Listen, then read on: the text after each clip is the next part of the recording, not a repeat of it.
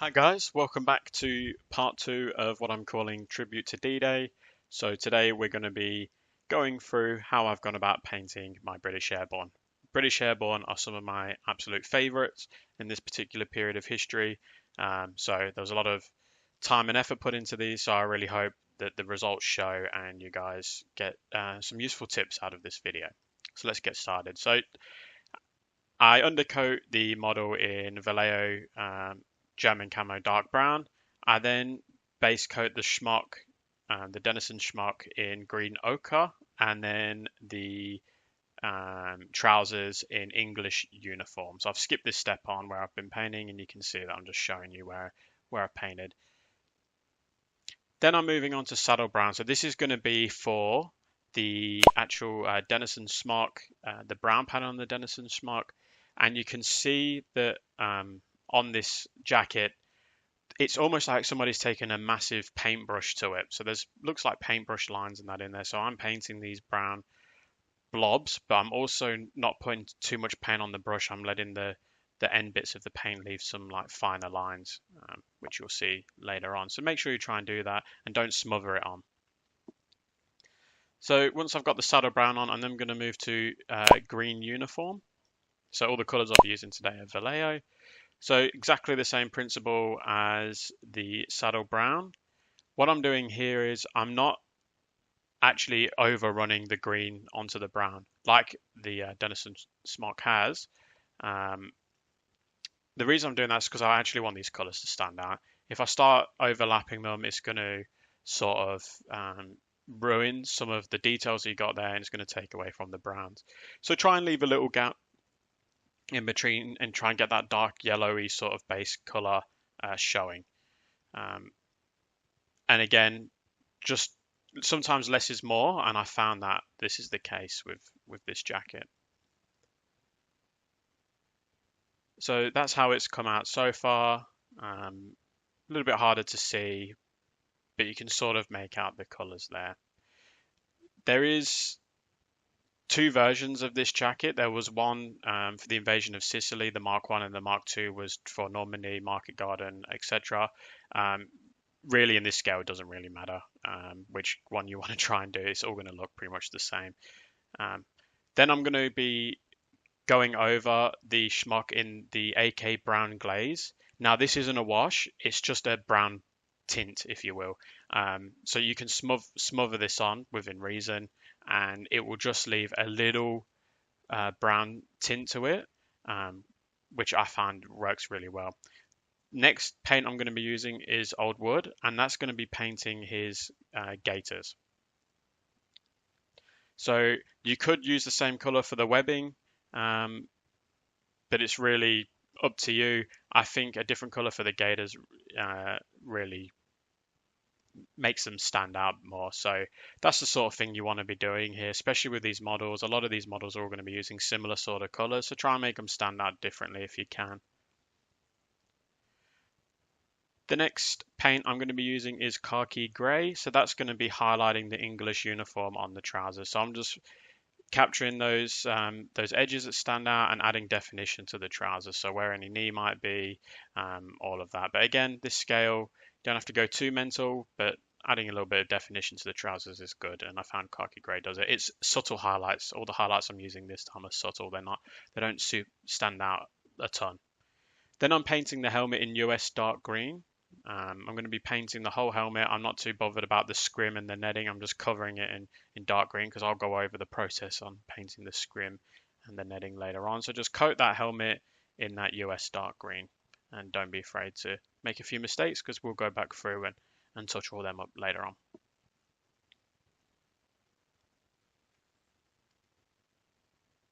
So now I'm moving on to Vallejo Black, and I'm painting his boots and any metallic objects.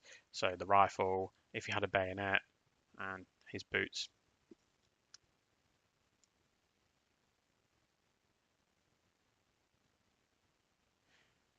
Now I'm moving on to Iraqi sand. So Iraqi sand is going to be highlighting the gaiters. So I'm adding two little lines where the sort of links would be on either side, and then I'm just adding a few little lines or a little bit of definition where the gaiter might be folding in on itself, obviously after it's been running around a lot.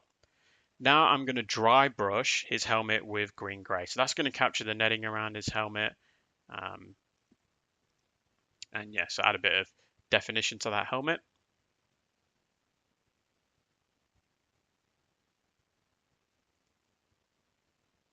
And then once that's dry, I'm going to go over the model. So I'm going to touch up any mistakes with that German camo dark brown. I'm also going to paint the scrim on the helmet. So I'm going to be painting the scrim on the helmet with that dark brown and also fixing up any mistakes that I've made. You can use a finer brush for this step if you want, especially for harder to reach areas.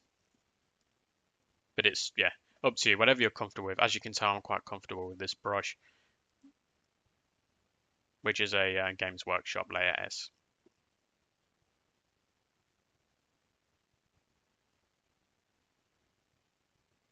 Cool, so that's how it should sort of look at this stage. And then I'm moving on to Russian Uniform World War II, which is giving you the webbing. So I've painted the webbing here, and that's the color I used. And then to highlight the webbing, I've done a 50-50 mix of Iraqi stand and Russian uniform. Again, this is a subtle highlight, and I'm just capturing the straps. I'm adding a bit of definition to the bag and any sharp edges that's on the webbing, and sort of making sure I'm leaving darker areas to differentiate between the different bits of the webbing.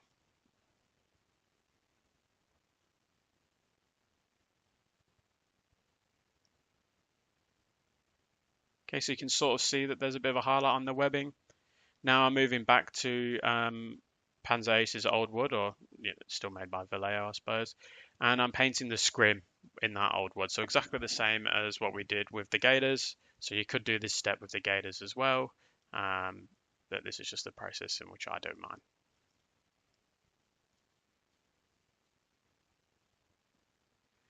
Okay, so to highlight that black, I'm going to be using German grey. So I'm going to be capturing the edges of his boots, the soles of his boots, and I'm also going to be capturing any metallic areas. So the rifle strap, the bolt, the trigger, all that sort of stuff. And this is like another layer. Right now I'm highlighting that scrim with the Iraqi sand. You can also use this old wood Iraqi sand combo for any rope that he might have. These paratroopers had tons of equipment on them, so a lot of the time they had rope as well. So you can use this color scheme for that too. Now I'm moving on to flat earth. So flat earth's going to be for all of my wooden objects. So the rifle. It's also going to be for his canteen, the top of his canteen, and if he had a shovel or anything like that. Oh, they also have like a wooden stick on the back. I'm not sure what it's for. So I've painted that as well in that flat earth.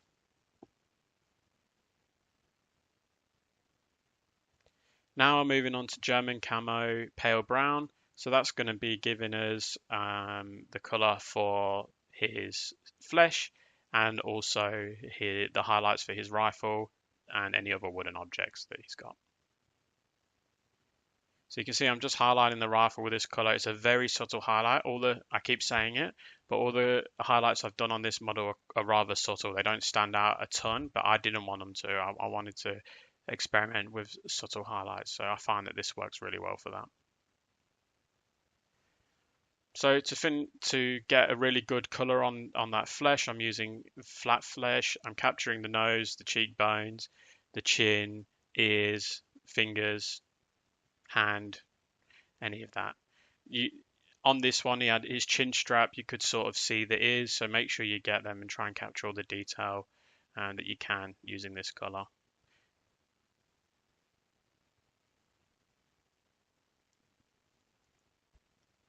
And then just to finish off the skin, I use basic skin tone, and I just dab a line on his hands, dab a little bit on his cheek or his nose, just to give the skin a bit of a highlight.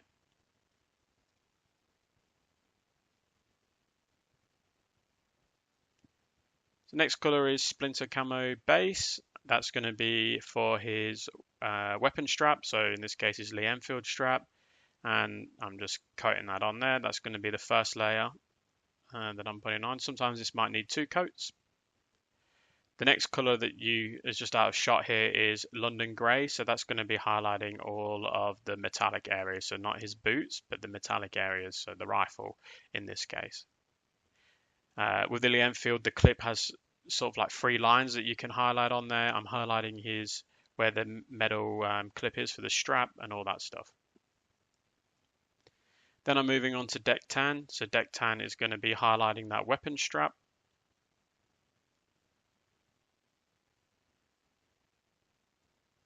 Okay, and now I'm going back over. If I've made any mistakes, this is where I want to go back over. So normally I make the odd mistake around the face and the chin strap, and I'm fixing all that stuff up. Then to paint that chin strap, I'm using German Camo medium brown.